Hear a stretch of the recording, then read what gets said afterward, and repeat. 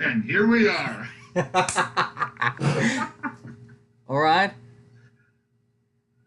Hello, everybody. Welcome to the masturbate. I mean, the show.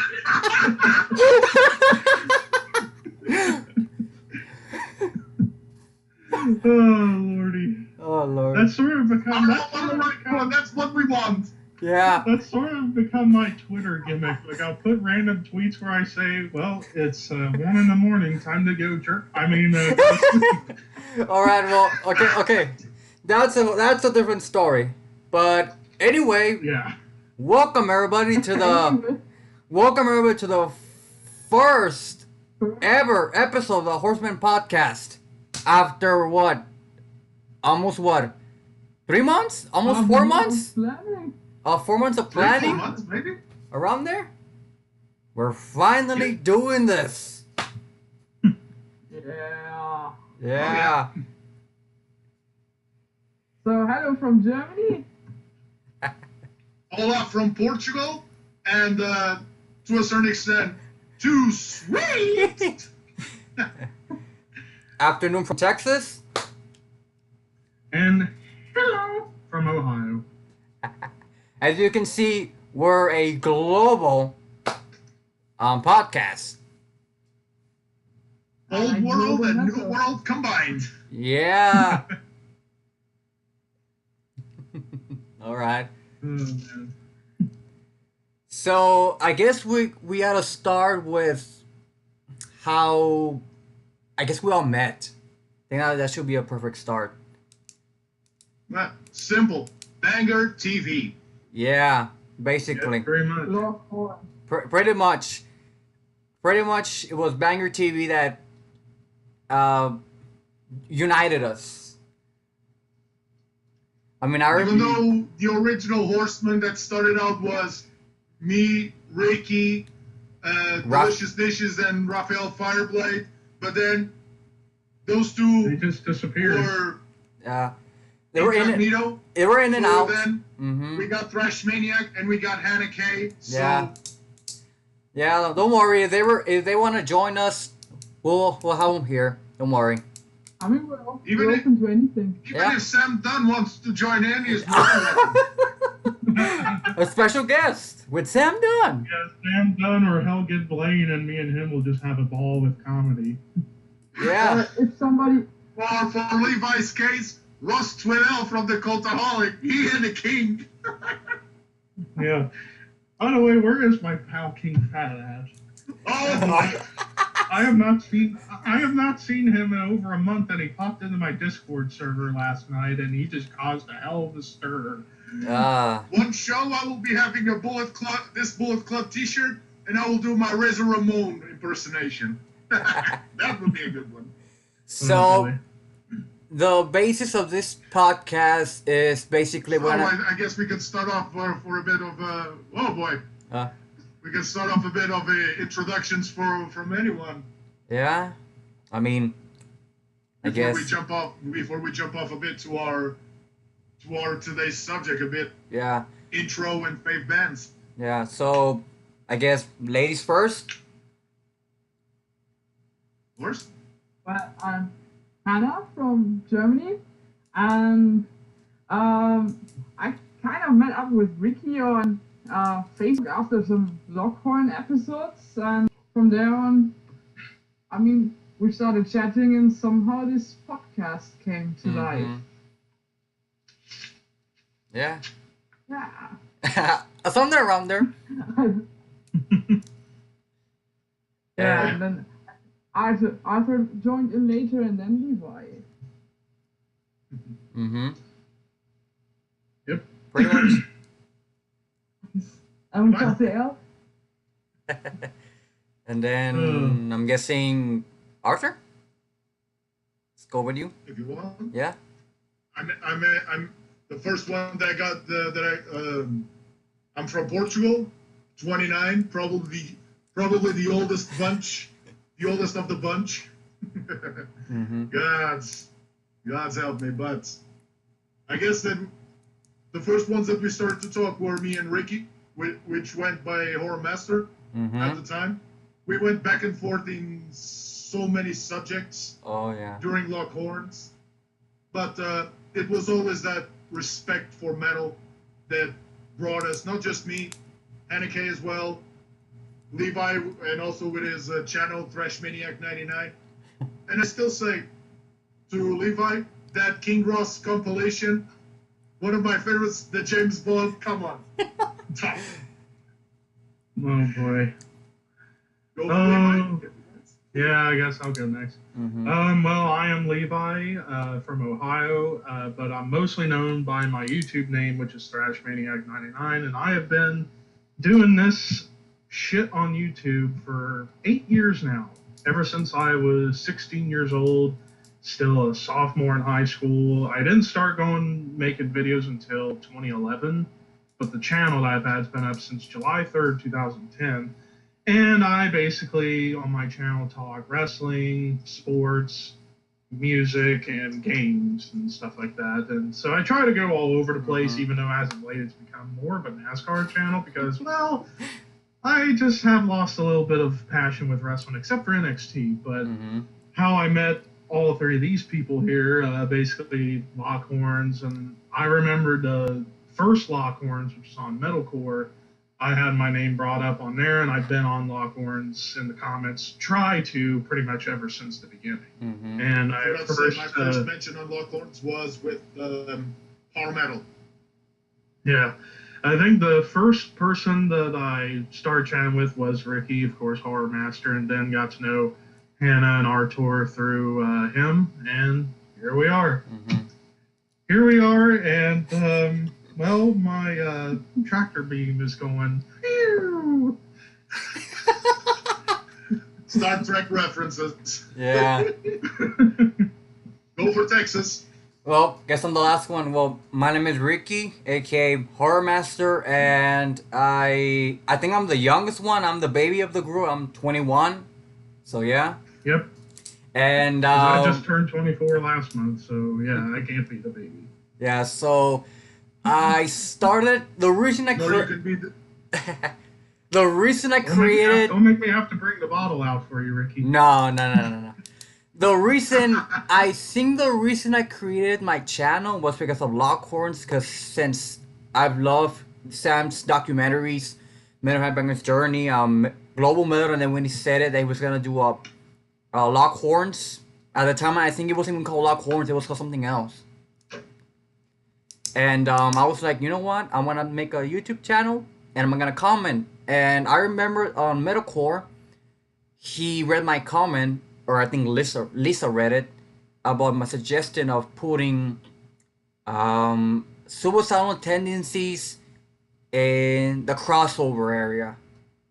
And then I met, and ever since that episode, I've been there ever since. Sure, there was like 1 or 2 episodes I missed, but I've always been there. And then I met Artur. We started talking a lot, sometimes even late at night, discussing random stuff.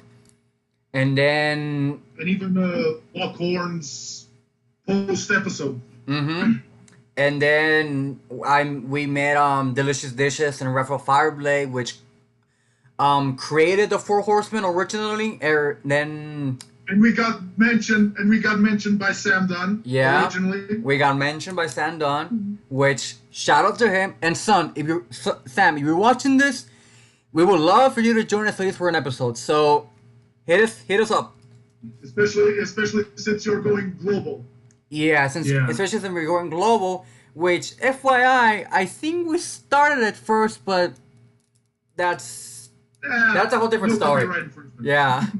And then after that, I of course met Hannah. I think it was a black metal episode that. Yeah, probably. Yeah, probably. So yeah, if Hannah's a big black metal fan, so yeah, I guess she's the expert in black metal. I guess. Not really. I think from this group, yes. Yeah, and then we have more expertise, so to say. Yeah, and then with Levi's a bit different because I already knew his channel, Thrashmaniac 99, and I was already a follower. But then after the channel and Lockhorns, I was like, you know what? Let's talk. Let's see what we can do. And then all 4 of us. the idea of the podcast, I think, came after. I don't know. I think came after I saw a show about metal. Not on YouTube. I don't remember how the whole podcast thing came about, but I was like, you know what? I mean, It should be a good idea. didn't we What disagree started with out, many what of started the out as things? I'm sorry, what?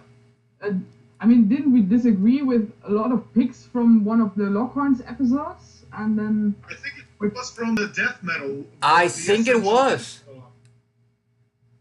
And if one day Natalie said, watches this video, I'm going to tell you this. Malakash is not folk metal.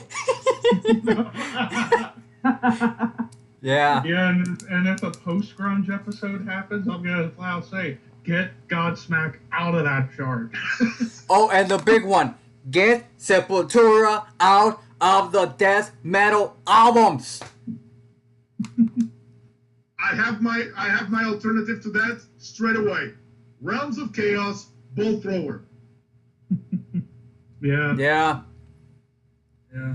But yeah, that's Enough how about it. that's how I think the whole podcast started. And in this podcast, I think we'll talk about mostly metal, but mostly, movies, maybe a little bit of comics. But the one thing that is prohibited is politics. That's the one thing we will not talk about unless it's politics within metal. Yeah. So, Like, the infamous PMRC, but that's a whole different. yeah. So if you're looking for a podcast with political issues, this ain't your This podcast. is not for you. It's not for you. Go watch Sargon of Akkad or any other. Yeah. Mention Sargon. I like his channel. Yeah, it's a good channel. I mean, come on, it's a good channel. For now, this is all just an introduction to us all, and we will discuss a bit our top 10 favorite bands and favorite albums as well. We may have some things in common. Yeah. So if anyone wishes to, well, I guess we'll do 10 to 1. Yeah. Which is acceptable. I guess. And we'll give our opinions. Yeah. On any bands if we heard, if not, Yeah. future reference, future listens. Yeah, and we'll try to put the links to the albums. So if anyone is interested in listening to them, I'll put them in the description. Or even YouTube, because YouTube has so many full albums there that that's it's why. very easy to find. Yeah. So I guess I'll start. First, I have 3 honorable mentions. I have Bathory, Under the Sun of the Black Mark. One band that we can all agree upon. I think Levi won't disagree either. Oh, yeah. Yeah, I love that album. AC/DC's Highway to Hell.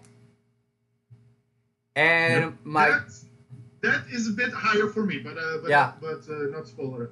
And my third honorable mention has to be Screaming for Vengeance, Judas Priest.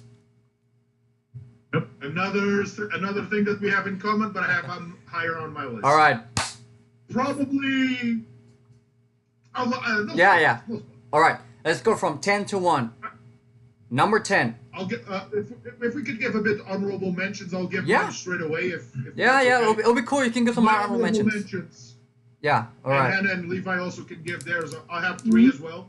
All right. I have Halloween, the Keeper albums, Keeper of the Seven Keys 1 and 2. I have also as an honorable mention, Bolt Thrower, arguably my favorite death metal band of all time, and I'm a bit pickish about it. Best album, I would say either Realms of Chaos or The Fourth Crusade. And my third honorable mention, an American band, Iced Earth, and the album, The Dark Saga. That's a good one. Really good one. Right? Anna? Well, I have also 3 honorable mentions, but they're kind of on my last place of my top 10. So it's Primordial, To the Nameless Dead, Watain, Lawless Darkness, and my third band is Panopticon, American black metal band, but I wasn't really sure about the record. It's either Kentucky or their latest record, The Scars of Men on the Once Nameless Wilderness, which just came out a couple of months ago, and I love it. Be it the black metal record or the folk record. Love both of them.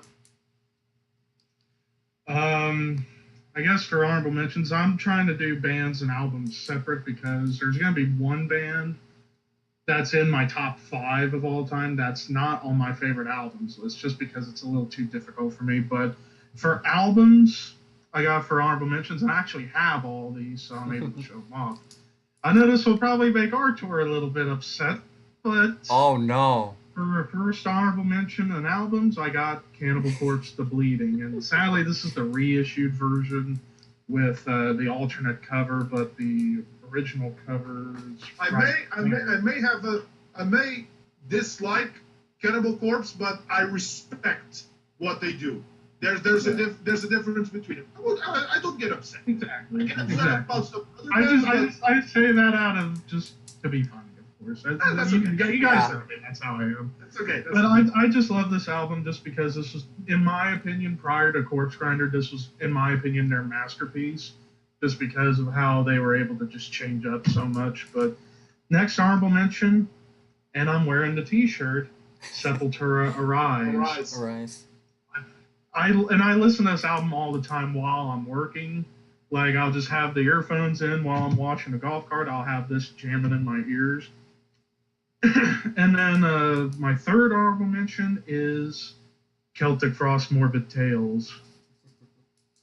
This is the 99. Yeah, this is the 99 version, which has all the bonus tracks, like the original version, Circle of the Tyrants. And my favorite of those bonus tracks, Visual Aggression. Although I like their 88 remix better, but I just fucking love Morbid Tales. And then my final honorable mention, this is an honorable mention because this is like my current favorite album to listen to a lot, and that is Broken Hope, Swamp and Gore.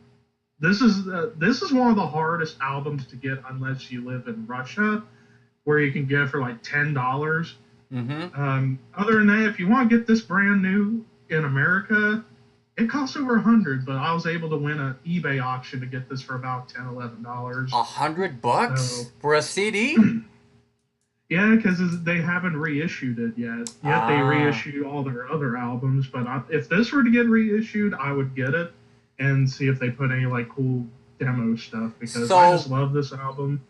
And fun trivia note, the first death metal album to be recorded digitally from start to finish in 1991. And rest in peace, Joe Tychek. Rest in peace, Joe Tychek, one of the most underrated death metal vocalists of all time. So I'm guessing that. But won't get better than Chuck. Yeah.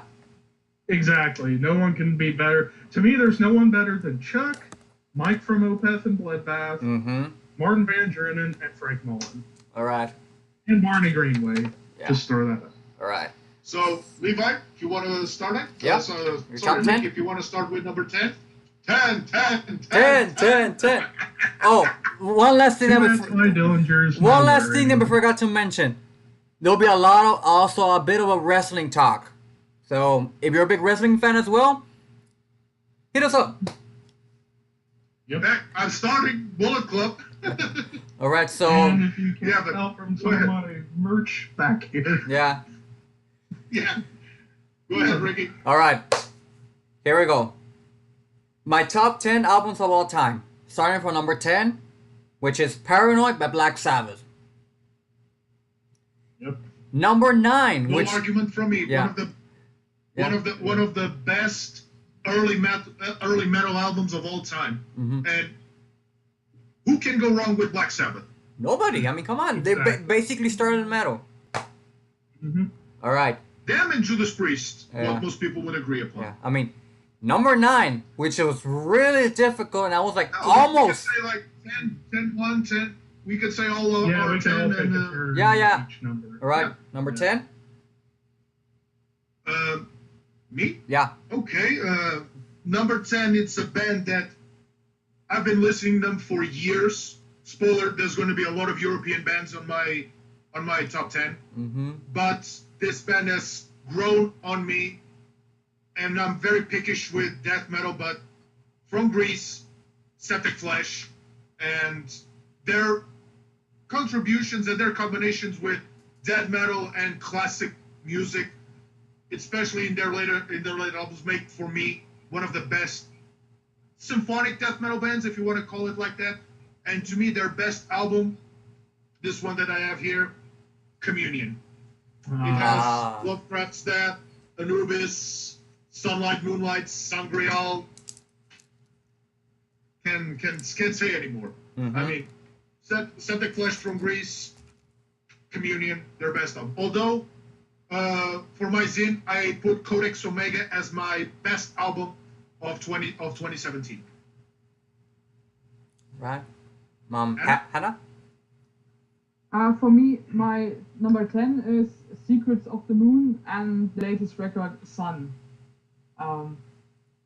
I love it from first second to the last. Saw them play it live. Just an amazing black metal record. Mm-hmm. It's, in my opinion, it's their best. The best one they've released so far, and the more you listen to it, the more exciting it gets. And I mean, you can't get wrong with it. Great German black metal band. Amazing live. Only gets a bit foggy. And trivia. What I think it's their bass player, Vicentura, is with Dark Funeral and with Triptychon. Nice. And a hell of a producer too, who's produced a majority of Obscura's albums. All right, for me, my number 10. This is an album that I first heard when it came out around the first time, but I didn't get the actual CD until a few years ago.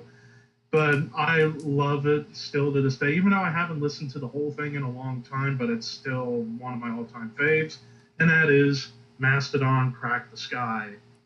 My opinion, Mastodon's best work, even though with Mastodon, to me, I don't think they're capable of making a bad album, despite their more change into a more mainstream sound, but even when they go mainstream, they still sound ballsy, and it's awesome. But this was the last of their really proggish stuff. They're still proggy, but not to the extent where it was from Crack the Sky back. But Crack the Sky, when Braun, the drummer, started to sing more, and he's one of my inspirations for trying to be a singing drummer, which is what I strive for if I were to have a band.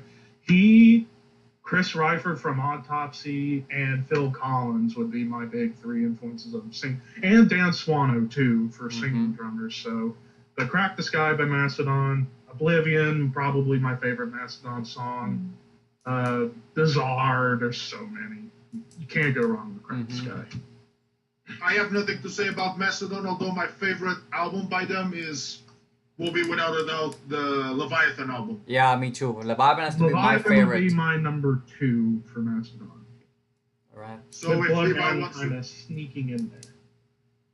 If Levi wants to go number 9 as well, or any other? I guess I'll go number 9 next. Now this is going to be, at least for some metal fans, might be a bit contentious, but I have always felt that they're much more of a metal band than a grunge band, and that is Alice in Chains' Dirt.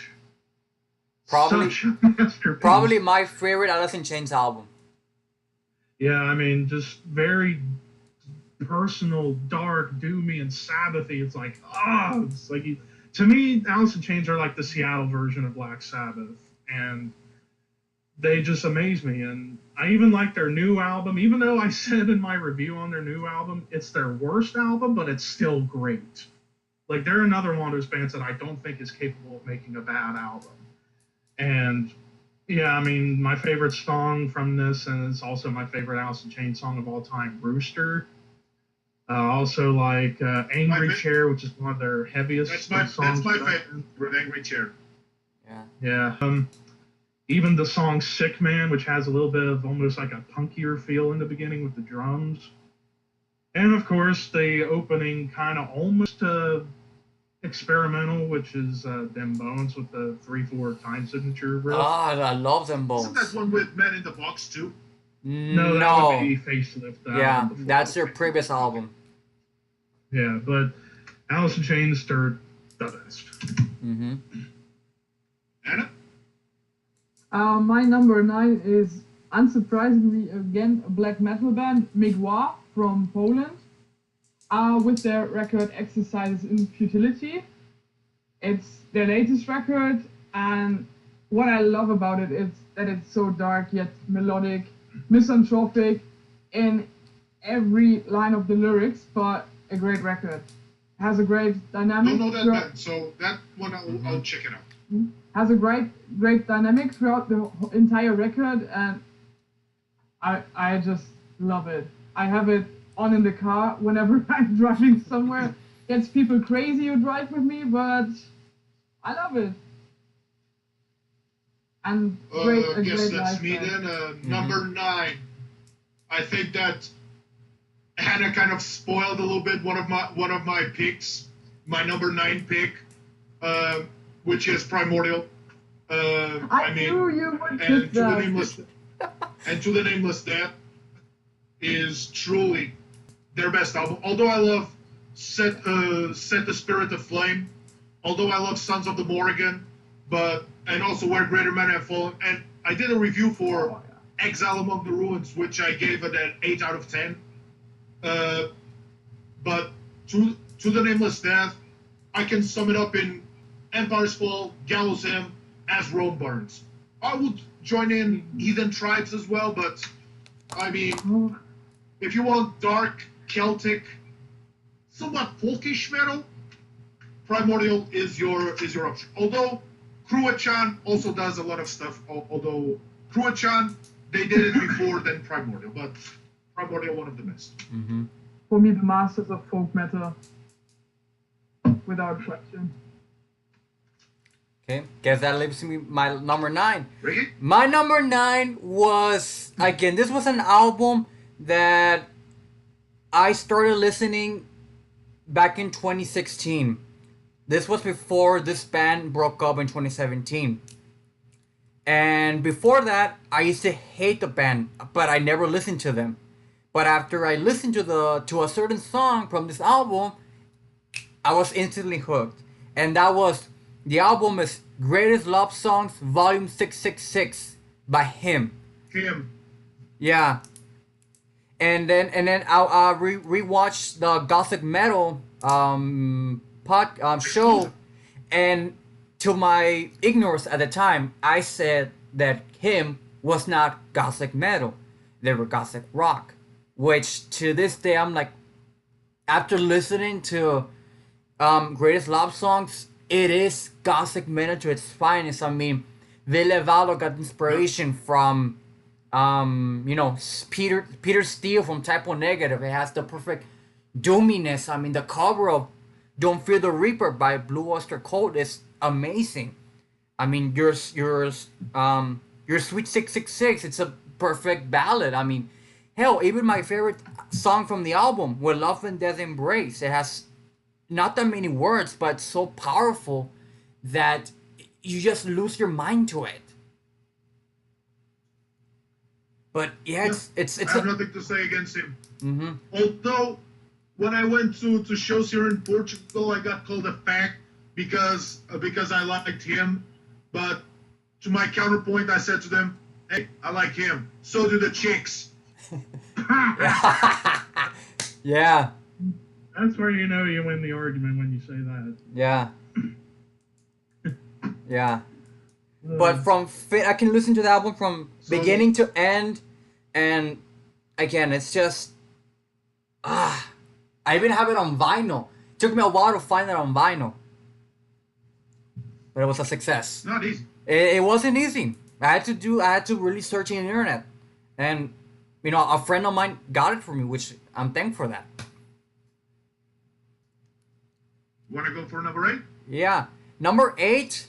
And this one has a special place in my heart, is Boston's debut album, Boston. Yeah. Yeah. The reason I say it's kind of special to me because More Than a Feeling is my mom's favorite, I guess, rock song of all time. And it was one of the first songs that I started learning on the guitar, which it wasn't easy at first. I mean, even from that song, you just have classics like Smoke and Don't Look Back. No, that's from the other album. Peace of Mind, which is still they're great classic rock radio hits. I'm sure one of us. Everyone has heard More Than I'm Feeling more than one occasion. One of the most overplayed songs in many movies. And besides, the album cover, it's amazing. I mean, you have UFOs. I mean, it's UFOs in space.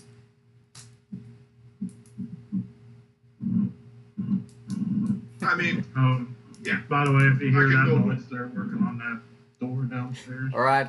So, Arthur, you're 8. Oof, my number 8 is a bit of a homer for me, but I mean, you know that biggest band in Portugal, Moonspell. I mean, yeah, it's a bit of a homer. I know, but I cannot say many bad things about them, and especially especially if you wanna, and even Lindsay Schoolcraft said best Portuguese metal band, which to a certain point it is. I mean, goth metal with witchcraft, Portuguese poetry, Portuguese folk, and I was going to say that their best album was Wolfart, which is their second full-length album.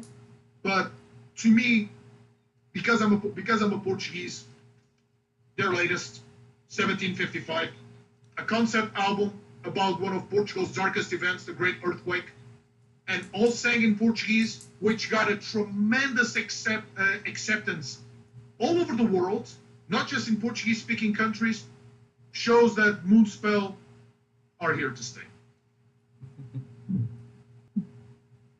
It's a great album. Yeah. Amazing album. I love Evento. I love the track Evento. It's probably my favorite of the album. In Tremor Days, one of my favorites, as well as the last one, the Lantern of the Drowned. I'm going to switch for my computer. If I go down, don't worry. All right. All right, Ricky, you can go next. Actually, it's you. You can go. You're It's 8. Hannah. Oh, yeah, it's me? Hannah. It's Hannah. But I can go. My number 8 is Behemoth, the Satanist. Ah. In my Yeah. opinion, the best Behemoth record to this date. That's the return of Nergal recovering from leukemia, and it's just such a powerful record. Great concept, great lyrics, just great mixture of black and death metal. Such a force to be reckoned with when played live. Has the best Behemoth song, in my opinion, with "O Father, O Satan, O Son." I love that song to death. It's like a black mass, and for me it's magic. This kind of music is magic, and I'm really excited about the new Behemoth record. But this one will always have a very, very special place in my heart. And In your black, cold heart. You know what's funny? You know what's funny with Behemoth? Like, I like Behemoth a lot, but funny enough, my favorite song of theirs isn't actually a song of their own. It's a cover. I love their cover of Mayhem's Carnage / Buried by Time and Dust. It's a good track. It's a good one. They just brutalized that song in the best way possible with the blasting. And I jam that all the time. But with the new album, Can't go wrong. but with the new Behemoth album, you're sure as hell I'm gonna review it for sure. And also, Arthur's gonna review it in his Lore of Metal show as well. So you guys want to check that out. Although you won't probably understand that much because it's in Portuguese. I apologize. I apologize in advance. Don't worry, man. As long as the point is made through. So, Levi? Yeah. All right.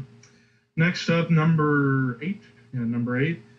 It is from it's a classic 80s album, and a lot of people would consider another album of theirs from the 80s as their favorite, but for me, I like the more proggy side of Iron Maiden, and that is Seventh Son of a Seventh Son. I mean, There is an Iron Maiden album on my top 10 as well.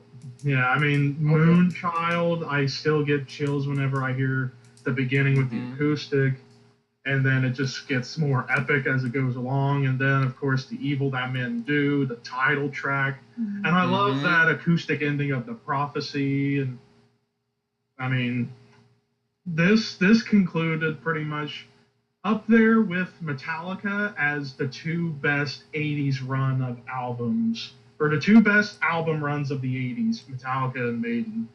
They were just Curious neck fact. and Curious neck. fact. My first Iron Maiden show here in Portugal was the 20th anniversary of Seventh Son of a Seventh Son, and once they played that song, I had chills all over. And they had someone play the organ. That was chilling. Yeah. And again, back to Levi. Okay, number 7. So now we're number 7. I feel a little guilty going now, but whatever. So this one's gonna be. Okay, Triple H, Shawn Michaels, Randy DX, member insert here. Where's the water? Where's the water bottle?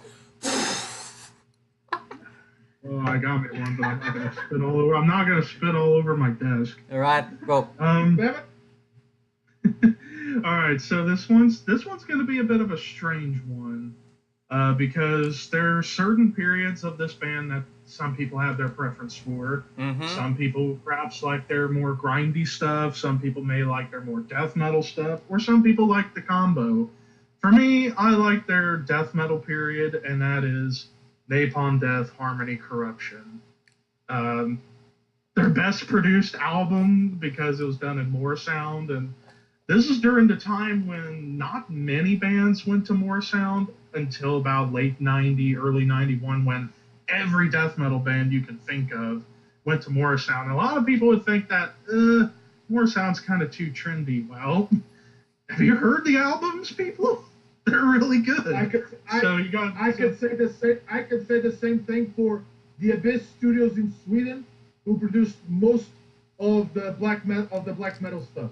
Yeah, or Sunlight Studio, which did the death metal stuff. But yeah, Harmony Corruption. I first discovered Napalm Death through the songs You Suffer and the title track Scum from the first album, but I really gravitated towards this just because of Barney's voice and how I think Mick Harris kind of perfected his drumming style on this album, more double bass. And let's not forget, Barney still had a mullet back then. Oh yeah, right there. Wearing a Scream Bloody Gore t-shirt, which is badass. But yeah, I just really gravitate towards the sound. Plus, I love the sound on it because I love Scott Burns. I wish he would come back and do more albums. Hell, if I were to get a band, the first guy I would want to choose is to ask for Scott Burns to make an album, and then he'd be done. But yeah, songs like you can go wrong with Peter Taggerton as well. From Hypocrisy. Yep. No. Songs I love on here: Vision Conquest, If the Truth Be Known, Malicious Intent. Also, I think my favorite song would be Unfit Earth, where they had Glenn from Deicide and John from Obituary do guest vocals. And they sounded chaotic, like Glenn doing his more black metal type of shriek while Barney's roaring, and then John with his more raspier, loud whisper, I call it. Yeah, I just love Harmony Corruption. I wish they would kind of go back to this style a little bit. I love what they do, no matter what, even if it's more grindy, but I like my long songs from Napalm. Mm-hmm. No argument there. Nope, not at all. And I wish they would do a show where they played this whole album top to bottom. That'd be badass. Napalm Death. If you ever do a show, play that album from beginning to start. Or do a whole show where you play the first 3 albums starting to finish. Scum, enslavement to obliteration. Woo! Woo! Yeah. Corruption. That'd be an interesting concert because the first 2 albums are just so quick, and then you get to their longest period, which I think is like 40 minutes long. So you get 2 30 minutes sets, and they're like 25 plus songs. Then you get a 40-minute where it's only 11. Oh my god. And I think the shortest song on this album is like 2 minutes. Right. Hannah? Well, my number 7 is one of my two non-metal. Number 7 is one of my two non-metal bands on my list, and it's Pink Floyd, The Dark Side of the Moon. Oh my god, that's my number 7 too. I mean, you can't go wrong with Pink Floyd. It's already 10. That's my number 7. Oh boy. And Enrique. Oh god, no. I'm sorry. No, it's alright. So I'm like, oh my god, it's amazing. I'm like, I thought you were gonna. I don't know why. I had a feeling you were gonna put The Dark Side of the Moon, but I didn't know you were gonna put it at number 7 like I did. Oh. I mean, I could read your brain all the way here from Germany. Come on, Levi. Levi's there. Yeah, I'm just speaking gibberish at this point. I could switch to German if you wanted. Oh god. That's their fault. Since Ricky is the same, I guess he skips his turn to a certain extent. Yeah. Yeah, pretty much. I was thinking about choosing Wish You Were Here or Animals, but in the end I just went for The Dark Side of the Moon because it's an overall masterpiece instead of single songs that I really like. And I was thinking about Amalgama, but that's just a weird choice. 40 fucking 5 years that album has. Still influential to this day, as it was back then. Yeah. I don't know how often. Oh, sorry. But I don't know how often I've listened. I mean, I just put out the lights, put it on full volume on my speakers, and I just drift away into space. And Yeah. Yeah, I really, my favorite song off of that would be the song Money, where it was that more bluesy style. Plus, I like hearing David Gilmour's voice on that song. Money! I think my favorite song from Dark Side of the Moon is between Us and Them or Time. Mine is Us and Them. Although Great Gig in the Sky is also a great song as well. Yeah. Which fun fact? I think it was Roger Waters who told the person to do the screams to pretend that she was being killed, so she could let the screams out that genuinely. So. Oh boy, another Zastur silencer influence. I'll be right back, guys. I gotta go check on something downstairs. All right. Go ahead. Yeah. But yeah. My number 7. Yeah, you're number 7. My number 7 is a return to Greece.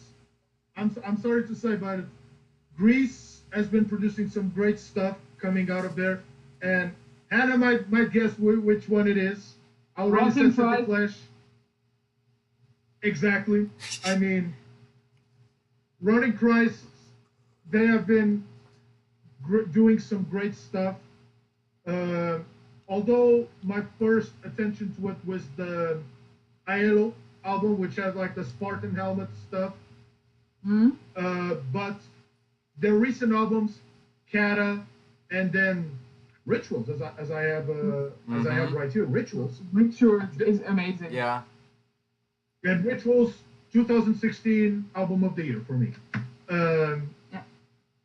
These guys have been doing stuff so great, and hearing Saki's versatility, not only singing in Greek but in English, ancient Latin, and later Hebrew, French too. I mean, he quotes Baudelaire, although he does with Borf from Semi-Hell, but he also quotes Baudelaire. So, number 7, Rotting Christ, and favorite album, I would put although I have here Rituals, and I also have Carta, I would put Carta before. Amazing records, both of them. Yeah. Yeah, but I was thinking about including them on my list, but sadly they didn't make it. I guess. So I guess we go to 6. Yeah. So Shall I go? Me? Or yeah, Hannah can go. yeah, sure. My number 6 is a pretty unknown one. I don't know if you are familiar with the Russian band Kauwan.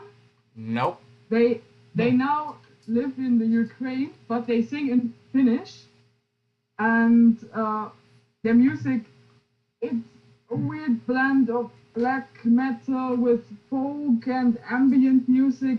And my pick is their 2016 record Sorny Night, which was my record of the year of 2016.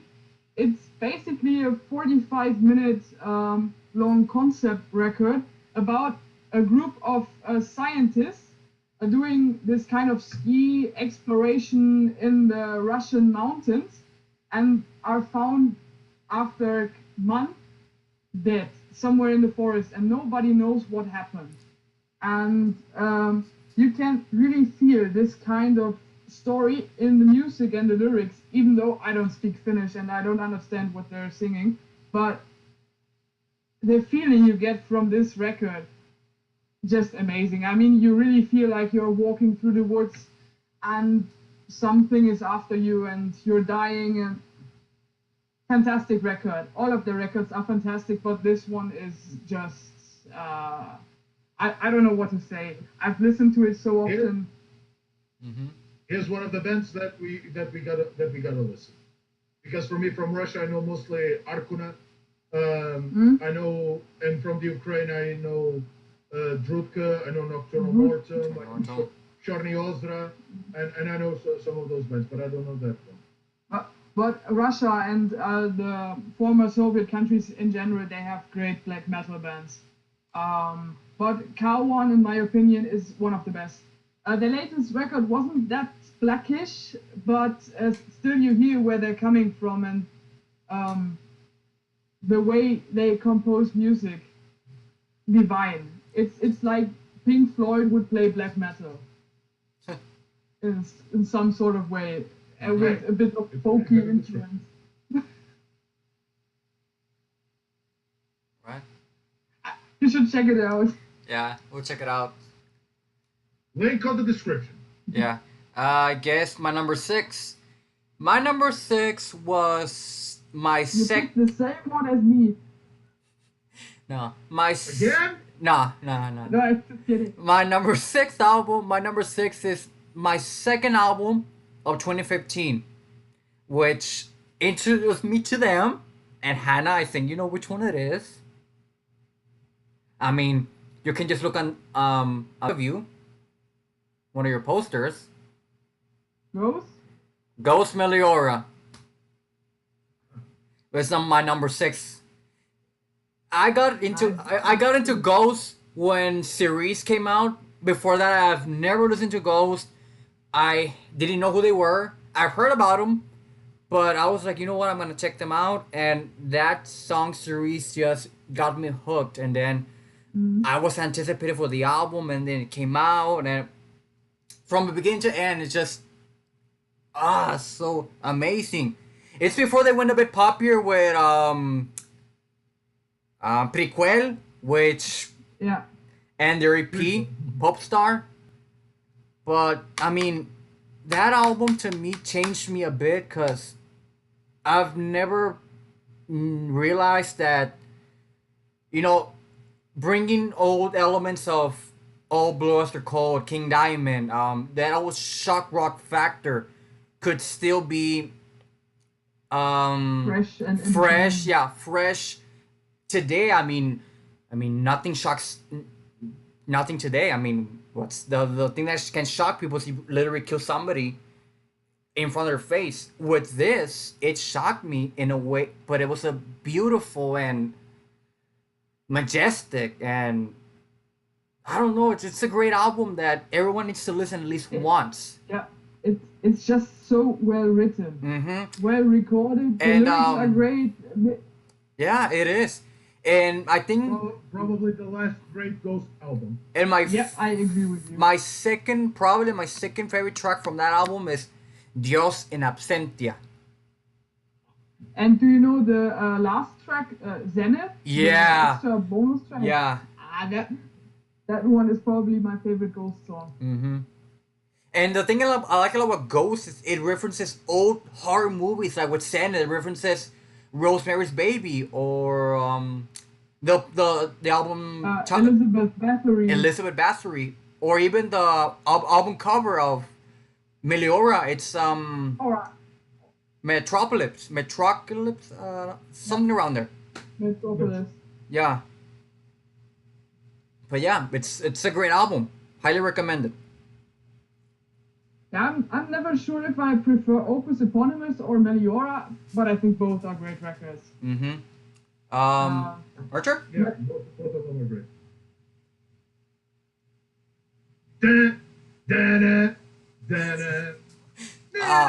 Back in Black. Wait. Now we're entering in a realm. I know it on guitar. Wait. Now we're entering in the realm of my influences in heavy metal. A bit off key, but now this is entering into hallowed ground for me. The 6 bands that influenced me to listen to heavy metal, and AC/DC is one of them. Back in Black, come on. Yeah. Highly recommended. Highly recommended. We all know what happened. The death of Bon Scott. The band thought that could not go on until they found Brian Johnson from England.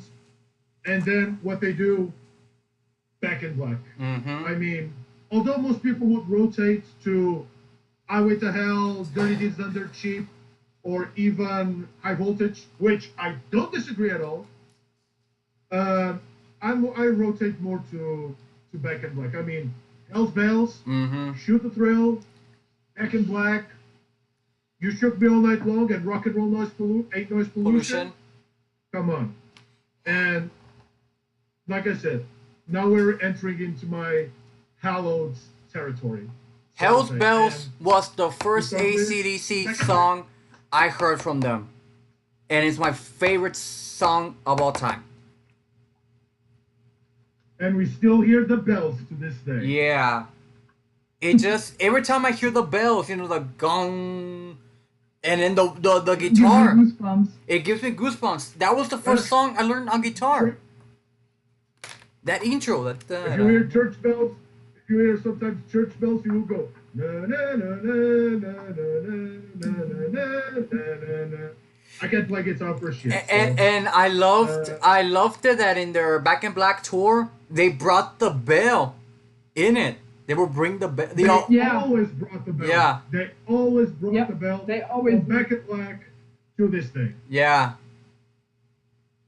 No, still missing Levi, but he has stuff to do. So I could go for my number 5 as well. But yeah, of course. Like I said, we are now entering into hallowed ground, so to say. And my number 5, I usually put these two in one. It's King Diamond and Merciful Fate, because both of them are a part of the same. And King Diamond, what can you say more about him that hasn't been said so many times over? I mean, the falsetto voice, all the corpse paint, the theatrics, and what album captures more that dark theater environment? What was taken from Alice Cooper, it was done by King Diamond, than Abigail. Yeah. I mean, although with Merciful Fate you could go with Melissa or Come to the Sabbath, and even with King Diamond's solo discography, you could go with Conspiracy, Fatal Portrait, the Eye, but Abigail is perfection. I mean, Arrival, 7 July 1777, The Family Ghost, Abigail itself. Yeah. So I'll go with Abigail. All right. And we have Levi Levi? back. We were talking the number 6, and we were starting number 5. So you number 6 and number 5. Yeah. Okay. Trying to double check. Or if you wanna recap, my number 6 Oh, yeah. was AC/DC's Back in Black. Ricky's was Meliora? My ghost? Meliora from Ghost, and Hannah was a Russian band that we have to put link in the description because We don't know none of us nothing have about it. heard it, so- No Yeah. one knows how to say it. So number 6, Levi, and number 5 as well. Mm-hmm. All right. Well, number 6. Up until about 2013, 2014, I always heard the name of this band in metal circles, but didn't know where to start with them. It's kind of the same thing with Bradley from Banger and Exclaim. It was like, where do I start with this band who has such a massive catalog? Well, I finally took a chance, listened to this band, and they've become one of my top 10 favorite bands of all time. Slight spoiler for later. And the album that I'm choosing is the one album that I still love. I love listening to all their albums, but this is the one that I still like listening to start to finish all the time, and that is Opeth Still Life. Oh, damn. Ah. Yeah. Although Blackwater Park ranks higher for me, but my favorite track. Yeah, it's always... Face of Melinda. Yeah, that's my favorite track also, Face of Meliora. Yeah. So yeah, for me with Opeth, it's always been a three-way battle for number 1 between Still Life, Blackwater Park, and Ghost Reveries. But as far as like listening to an album start to finish, still to this day that I still love listening to them all start to finish. But the one I often seem to go back to the most is Still Life, mainly because I love the songs The More, Benighted, and Face of Melinda. Mm-hmm. In fact, what's funny, we were talking before the show started that I like to write songs and lyrics to songs, and the song Face of Melinda was kind of an inspiration for a song that I wrote that I won't give out right now, wait till later, or after the show is over. But yeah, Still Life, when they really moved away from their earlier almost black metal roots with the production and some of the vocals yeah, kind of having a little bit of that higher growl that Michael had. This is when his voice started to get lower and more brutal, but also when the music started getting a lot more mellow. And just that combination, that's what the thing I love the most about Opeth. They can take you into a more very evil and brutal place to then take you somewhere calm and mellow. That's why I think most people love Opeth for what they do, even still to this day. Even though they're no longer a prog death metal band, they're just prog rock bordering on traditional prog metal. But Opeth Still Life, my number 6. Yeah. And then to number also, just a bit to stop, we were waiting for you. I already did my number 5. It's King Diamond's Abigail. Although I usually put King Diamond and Merciful Fate in the same category. But you're number 5, sorry. Yeah, and speaking of King Diamond, Merciful Fate, Don't Break the Oath by Merciful Fate was so close to making my list, but just on the outside looking in. But my number 5, when it comes to the big 4 thrash in America, the one that has always been kind of there for me, aside from a couple of them, is Slayer. Slayer! But for me, my number 1 Slayer album is not Rain and Blood, and it's not even Seasons in the Abyss, even though I love both of those albums. To me, their most brutal album, in my opinion, Hell Awaits. Hell Awaits. Oh, I mean, I love so raw. I love the intro of Hell Awaits. So fast. You know, the dun, dun, dun, dun, dun, dun, dun, dun. It's like you're going straight into hell. Yeah. Damn, you hear that whole chant, that whole The chant. Join Us and Backwards. Yeah. That was very... When I first heard that when I was like 13, it freaked me out at first. And Slayer, when I first heard them a lot when I was like 12, 13, they kind of scared me. And I kind of avoided them for a little bit until a few months later. And then I've just been into Slayer ever since. Maybe not Repentless very much, but Everything from World Painted Blood back, minus Undisputed Attitude and Diabolos Musica. But everyone judged Diabolos. Yeah.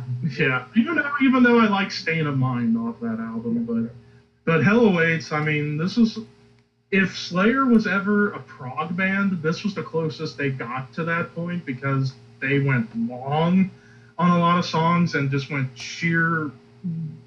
created sheer brutality about evil and hell and Satan and death.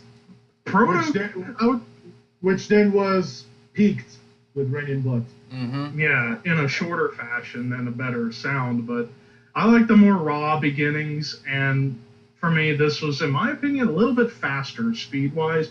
Plus, Lombardo, the drum breaks in Praise of Death, the 2 drum breaks where he goes absolutely mental on the double kick, to me, completely blow Angel of Death's drum break out of the water. And the one song off this album, I mean, there have been bands that have covered many songs from this album, but the one that I've never seen anyone cover a full song is Crypts of Eternity, the longest song of the album. That's 7 minutes. Like, that song to me sounded like a proto-death metal song minus the growls, because of that double kick and the riffs. But yeah, Hell Awaits by Slayer, in my personal opinion, the best Slayer album, just because their songwriting was probably their most technical, most almost proggy, though not quite, but very close. Plus, they were really into Merciful Fate around this time, so you can kind of hear a little bit of that in there. Yeah. So definitely go with. I don't have any Merciful Fate albums, so Close enough. Still, King Diamond. Who goes number 5? I need to get more Merciful Fate in my. Hannah? Yeah, Ricky, my number 5 is probably something you might expect. It's Agalok. Of course. Ashes Against the Grain. Agalok. But I wasn't really sure about which record I would pick, so I choose the Mental as well. I mean, for me, the Mental is the overall better record in its entirety. But I mean, from start to finish, I love it. But Ashes Against the Grain, in my opinion, has the better live songs like Falling Snow, Not Unlike the Waves, and Fire Above, Ice Below. But I just couldn't choose. Mm-hmm. I mean, for both Agalok records represent what Agalok is all about, a mixture of doom, folk, and black metal, and those 2 records are perfect, no matter what you say. And no arguments from here. No arguments. So far. Yeah, even though I've just started getting into Agalok, and I would agree with the Mantle. I think my favorite song off that would be I Am the Wooden Doors. That, in my opinion, was like the most black metal I heard Agalok, with that double kick and that riff. You should listen to the first record's Pale Folklore, especially to Always of Enchanted Ebony. It's a black metal song with folk influence, but the rest of Agalok's discography is more like folk doom metal with black metal influence. But the first record is more like true black metal. Also atmospheric as well. Yeah. Yeah. Right. For Ricky. My number 5 is probably an album that I think I've told Arthur a couple of times already. And it's an album that, to me, this is where I start getting to my hollow ground, as like you said before. It's Defenders of the Faith, Judas Priest. Awesome. There's a Judas Priest in my top 3. No spoiler. Yeah, I mean, I think that album to me should have been the number 1 in the Judas Priest album debate, because from beginning to end, it has everything on from Judas Priest. I mean, you got the high-speed Free Will Burning, to the heaviness of the Sentinel, the futuristic the Sentinel, to, I guess, the ballad, The Night Comes Down, to the heaviness of Heavy Duty / The Rest of the Fate. Oh, for me, the best ballad that Judas Priest does will be either Loch Ness or Angel. Yeah, it's so pretty good. I think for me, when it comes to... Beyond the Realms of Death. Realms of Death's a good one too. Shockingly, my favorite Priest ballad isn't Beyond the Realms of Death. I would go with Here Comes the Tears from Sin After Sin. Mm-hmm. That's Yeah. They said that it was Painkiller, although, as much as I love Painkiller, it's not my favorite music of that album. I love more the doomier stuff of A Touch of Evil. I love Nightcrawler is probably my best song of that album, and every time Halford goes on that spoken word section, it still gives me chills. Not just thinking about it, but listening to them. So I would say Painkiller is overrated, but the song can be a bit, but they have so much better in the whole album. I mean, Metal Meltdown, Between the Hammer and the Anvil, One Shot at Glory, Battle Hymn. Yeah. Yeah, that's why, and Painkiller was another one that was close to making the cut for me, because that as well as Screaming for Vengeance and British Steel were the first Priest albums I heard growing up. But Painkiller, just for me, because I'm a speed freak and I love my fast songs and the crazy solos. The title track, I first heard of it off Rock Band 2 whenever I used to play that game a lot back in the day. But my favorite song is Between the Hammer and the Anvil. I just love all the twists and turns where it goes slow to fast, slow to fast. But, a bit like what they do with Nightcrawler and the Touch of Evil too. Yeah, and I love A Touch of Evil as well. Yeah. So we go now number 4. Number 4, So all right. who wants to start? I guess I will. My number 4, it's probably one of it's obvious. Number of the Beast, Iron Maiden. I prefaced that. I prefaced that with my Maiden choice. Yeah, I knew it. I knew you were gonna do it. I knew you were gonna do that. I love Number of the Beast. The Number of the Beast to me is my favorite Maiden album of all time because it has my favorite song of all time, Hallowed Be Thy Name. Hallowed Be Thy Name is a gem. Yeah. It's a gem. I mean, arguably the greatest metal song ever written. One. I mean, it could be arguable. It's arguable. Yeah. Top 10 at least. Top 10. Yeah. But even tracks like and this goes to number 4, which is also an Iron Maiden album, but it's not Number of the Beast. And I've said this so many times, and we can now backtrack because we have the same number 4, Iron Maiden. Yeah. I mean, Number of the Beast, Run to the Hills, fantastic. Number of the Beast, fantastic. 22 Acacia Avenue, fantastic. Hallowed Be Thy Name. Need I say more? I mean, Children of the Damned is an amazing track. Also. Huh? Children of the Damned, yeah. Even in terms of ballads, even though in terms of Iron Maiden ballads, I prefer The Journeyman and Remember Tomorrow. Even the B-side, Total Eclipse, it's a good track. I mean, come on. The Prisoner. The I love Prisoner. Too. No, The Prisoner, yeah. But Gangland sucks for me. And I'll go now with my number 4, which is also an Iron Maiden. You said it, Seventh Son of a Seventh Son. You said it, The Number of the Beast. I say, tell me why I had to be Power Slave. Power Slave. Power Slave. Yes. That's my number 2 Maiden album, Power Slave. Power Slave to me, it's one of those albums that I will cherish forever because it was the number 1 album that I listened when I was growing up. I mean, I was 9 years old, and I was stacking through my father's collection. He had Cat Stevens, he had David Bowie, he had everything, Jethro Tull, and everything in between. But in the middle of it, he had AC/DC, he had the Ramones, and he had Iron Maiden. And I was digging in, finding out what this was. I took some of the Iron Maiden albums, and I actually asked him to play the record player. And the first album that I took was this beautiful Egyptian Valley of the Kings type pyramid. Yeah. And if I would recommend someone to, I would say top 3 if you want to start with Iron Maiden. Power Slave, Peace of Mind, Killers. Although I would put also, if it was top 5, Seventh Son of a Seventh Son and possibly, what was it? I forgot. Brave New World. Brave New World. Yeah, you know what's funny with when I picked Seventh Son of the Seventh Son, it may be my favorite Maiden album, but my favorite song is Rime of the Ancient Mariner off Power Slave. How could I forget that? How could I forget? Yeah. Mm-hmm.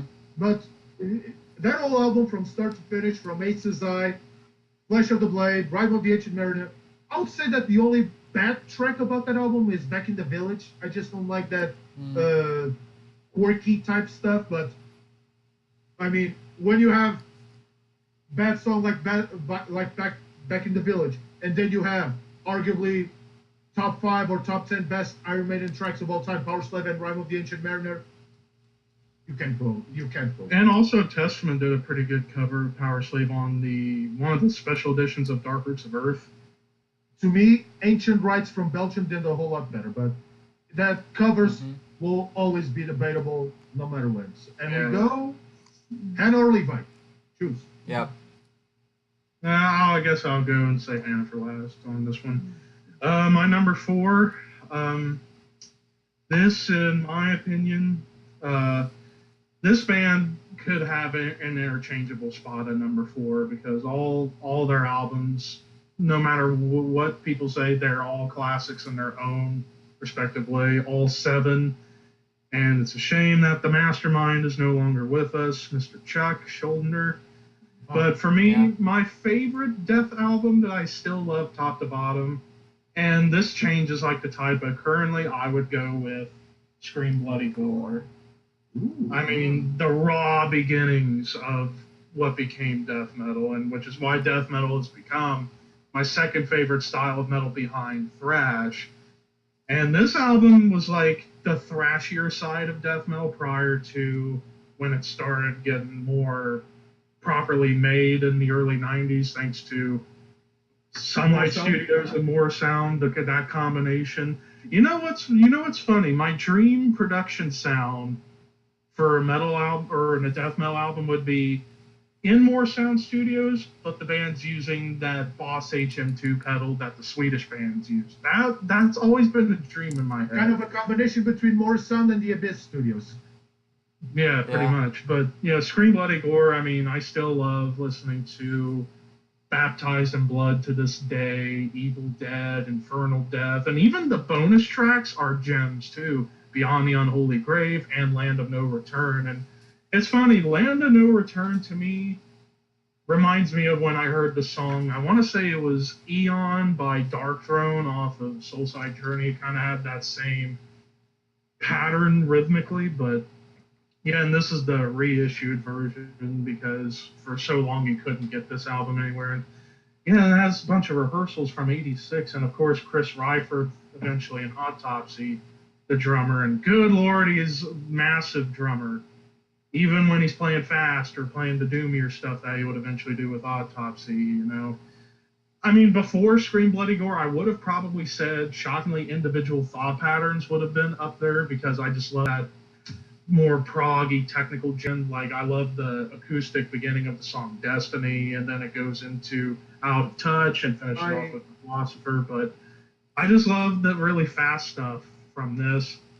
But if I were to rank death albums, which we could say that for another time, this would probably be top 3 for me. Mm-hmm. My favorite death album, and I know that a lot of people tend to turn to that, but I listened to it, and I'm sorry that this is like a GIF or something, but I listened to this album before it became cool.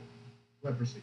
I'm sorry, but a lot of people turn to Leprosy and stuff, but I liked Leprosy before it was cool to like Leprosy. And what's funny with Leprosy, it's like I love all the albums, but for me, Leprosy's always been like the bottom one for me, which goes to show you how immense their catalog is and how great it is. Probably, in my opinion, the best band to have never made a bad album. Like every one of their albums, to me, I think you can't go against that catalog. That's my thought on Voltor. Yeah, and for me, in my personal opinion, Death, arguably the greatest death metal band of all time, and they were the first. Mm-hmm. You can argue. You can argue that with Possessed, or even Hellhammer to an extent. Even though some people say maybe more black metal, I think half and half. But Sodom, perhaps. No. Sodom, no. That's also that stupid argument saying that Sodom is black metal, which is.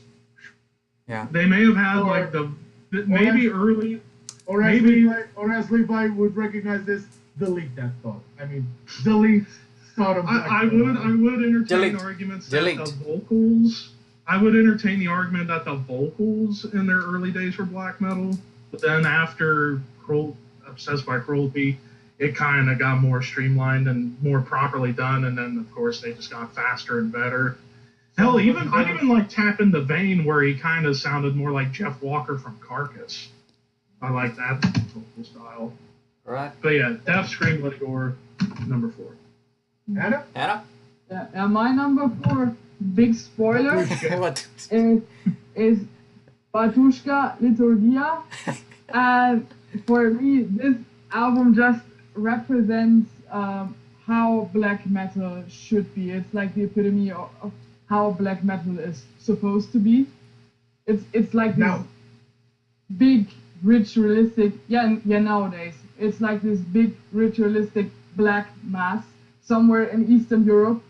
I love where Call of Fire went with their kind of Eastern Asian sound, or Migwa with this misanthropic kind of approach, but Batushka, they've only released one record, but it's a hell of a record, and you'll probably get an argument from Karak Angren fans, but like I said, But I just, for me as a black metal listener, I just dig Batushka more than I dig Karak Angren, because it's kind of melodic, it's doomy, it's atmospheric. Respect.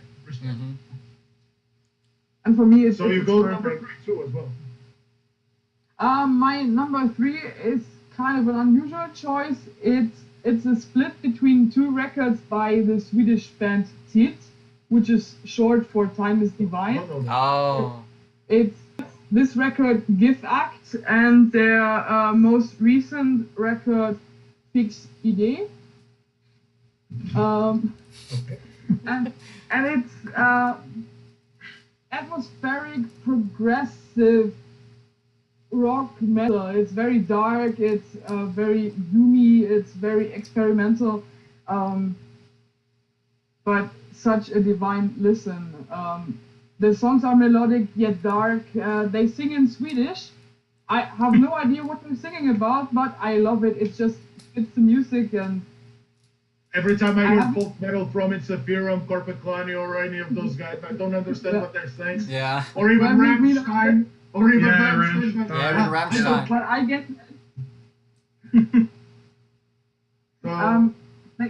They have never played live. Like so many bands I know. Yeah. Yeah. And then earlier, I was gonna say earlier when we were talking with black metal, no black metal made my cut, but if there were a few albums that it would have been a tie between Bathory, Under the Sign of the Black Mark, or Dark Throne, Ablaze in the Northern Sky. Mm-hmm.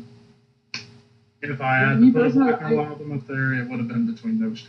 Or some people would argue even Dissection, Storm of the Light's Bane, even though I consider that more mellow death in black metal than just black metal. But if people want to call it a straight up black metal album, that would have been my top choice. But I consider it more mellow death with black metal vocals and production. Yeah, me personally, I just prefer the newer black metal over the older, but that's just personal opinion. Right. I like both. I like both, and we will have this argument possibly because of the black metal scene. Why so many of the purists, elitists, elitists, adverted from the Dimmu Borgir, Cradle of Filth, Karak Angren type stuff, and they always wanted but it needed to do. In my opinion, and brief, we will have this discussion later. It needed to be. That's why. So, who's next for number 3? Right. Let Ricky go next. All right. Number 3 is a band that you can say stepped away from the whole glam metal scene, and they get a lot of shit today because of one person. And Hannah, I think you know who. I think I know who you're going with here. I don't, but Let's go. My number 3, Appetite for Destruction, Guns N' Roses. Oh, okay. I honestly thought you were going to go with Skid Row, but okay. Nah, I mean, come on, Axl Rose gets a lot of shit today. Yeah, But- I mean, I agree. Yeah, so does Sebastian Bach, so does Wes Scatland, so does Fred Durst. and so does Ivan Yeah, that's Newby. good. Oh yeah, but I think, Woo. I'm going New Day. Woo, woo, woo, woo, woo. but I was gonna say with Axl, yeah, he may be a pretentious dick, but can't deny he's a He great is. singer, or Yeah. at least was a great singer. I mean, the album cover is That's how objective good. That concert at Grasspop was so bad, everybody walked away. Yeah. I still remember this story from my father went to see Guns N' Roses when they were still original, some 30 years ago. He fell off the stage 45 minutes after his set. He never returned. That was in the Oh, how bad. early 90s when they were Yeah. touring the Use Your Use Your Illusion. Illusion. Yeah, with the whole Metallica thing. Oh God, I was gonna say that. No. Metallica came in '94 for the first time to Portugal. They were touring the Black Album. This was, I think, '92 or '93. I'm not sure. All right. But yeah. Yeah, I was gonna say I do hold a vendetta against Axl for what he did during that Metallica Hetfield burning accident. Like Montreal. yeah, in Montreal. Montreal, like good lord, the man got burned alive from pyro and couldn't continue, and they felt so bad because they really wanted to play. And as they say in the interviews and documentaries, like Behind the Music on VH1, Axl and GNR could have been the saviors of the show, but Axl, voice Decided to be a problems, bitch. voice Yeah. problems, and thank God Jason Newsted was in that documentary that I watched up Behind the Music. Fucking burned his ass alive by saying, like, whenever he talked to Axl, and Axl like, my voice giving me trouble, smoke. And then Jason be like, well, if your voice is giving you trouble, maybe you shouldn't be drinking or smoking. Burn, asshole. Burned. That's what you get for being a dick and causing a riot in Canada, of all places. In Montreal, especially. I mean, the two And famous things. I got a bunch of friends who live in Montreal, too.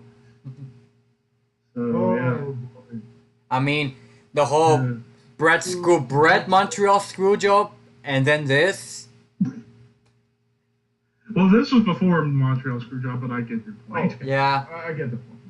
Yeah, but Number 3 for me, and Hannah, we talked about that we were going to have albums in common.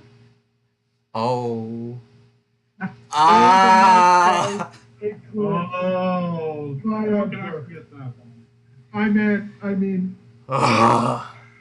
if I Oh, had to- I just got chills. and I see her poster on the back. I mean, and I see her poster on the back. I mean, black metal.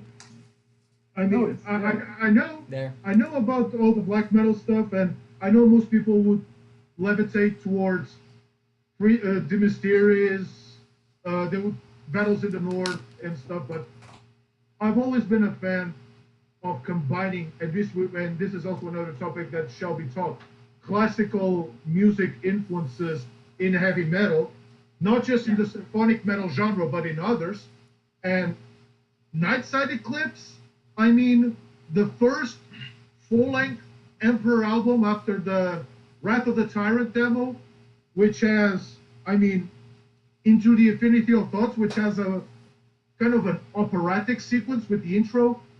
Black Wizards, that whole middle that whole middle section, and Inoa Satana. Ah.